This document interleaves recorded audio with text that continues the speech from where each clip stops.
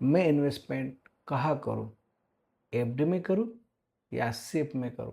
चलो इसका हम तुलनात्मक विश्लेषण करते हैं और जानते हैं क्या क्या बेटर है। आज हम देखेंगे एफडी किसे कहते हैं, उसके बेनिफिट्स क्या है और उसके नुकसान क्या है। उसी तरह से सिप का भी डेफिनेशन हम देख लेंगे।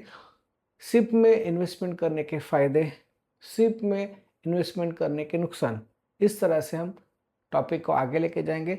उसके बाद हम कंपैरिजन करेंगे। पहले तो हम जानते हैं एफडी क्या है।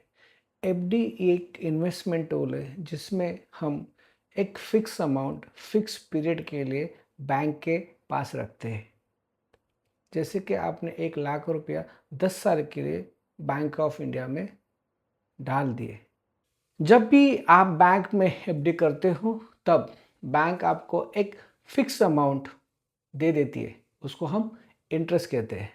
एफडी की सबसे बड़ी खासियत यही है कि आपको फिक्स्ड इंटरेस्ट मिलता है।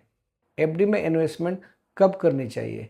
जब भी आपको ऐसा लगता है पैसे की ज़रूरत 2 या 3 साल के बाद आने वाली है, तब आपको एफडी में इन्वेस्टमेंट करना चाहिए। जब भी आपको 2 या 3 साल के बाद फ्लैट लेना है या बच्चों की शादी करनी है या कोई इमरजेंसी फंड आपको क्रिएट करना है, तब आपको एफडी में इन्वेस्टमेंट करना चाहिए। अब हम देखते हैं एफडी में इन्वेस्टमेंट करते हैं तो हमें कौन से फ़ायदे मिलते हैं। एफडी में इन्वेस्टमेंट करने के बहुत फ़ायदे हैं, उसमें से 4-5 फ़ायदे मैं आपको बता देता हूँ।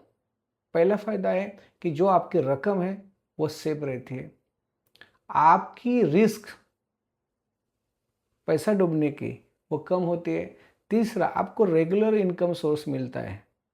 और चौथा, आप एक इमरजेंसी फंड क्रिएट करते हो, तो इसके कारण एफडी बहुत पॉपुलर है। अभी हम बात करते हैं सिप के बारे में। क्या है सिप? सिप का मतलब है सिस्टमैटिक इन्वेस्टमेंट प्लान। सिप की इन्वेस्टमेंट शेयर मार्केट से जुड़ी है। इसके कारण आपको एक फिक्स इनकम मिलना पॉसिबल नहीं है, जो हम एफडी में देख सकते हैं। इसमें फिक्स इनकम क्यों नहीं? क्योंकि हमारी इन्वेस्टमेंट शेयर मार्केट से जुड़ी है और शेयर मार्केट कभी ऊपर जाता है, कभी नीचे आ जाता है। उसके कारण आपकी जो इन्वेस्टमेंट है सिप में, वो लॉस में भी जाती है।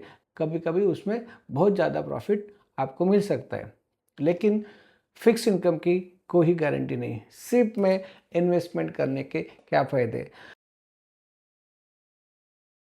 पहला तो फ़ायदा ये है कि अगर आपको शेयर मार्केट का नॉलेज हो या ना हो, आप शेयर मार्केट में इन्वेस्ट कर सकते हैं सिप के माध्यम से।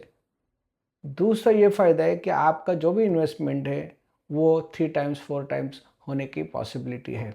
तीसरा फ़ायदा ये है कि आप वेल्थ क्रिएशन कर सकते हो। 1 लाख का 10 लाख हो सकता है और 10 लाख का 1 करोड़ हो सकता है। वो सिप के माध्यम से पॉसिबल है। चौथा और अंतिम, सिप में इन्वेस्टमेंट करते हुए आपको एक इन्वेस्टमेंट की आदत हो जाती है। कुछ अमाउंट आपको साइड में रखना है और सिप में आपको वो अमाउंट ट्रांसफ़र करना है।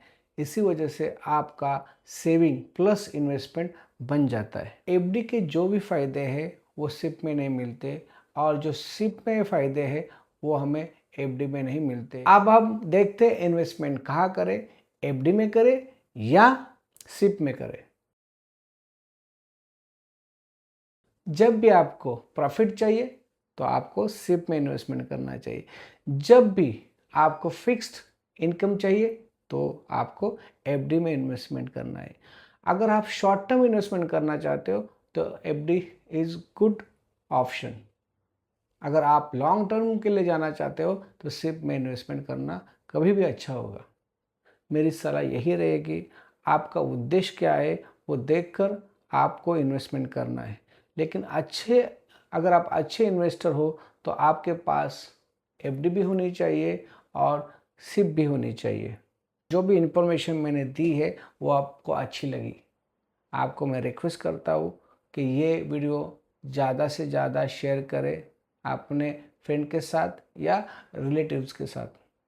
दूसरा, आपको लाइक भी करना है और चैनल को सब्सक्राइब भी करना है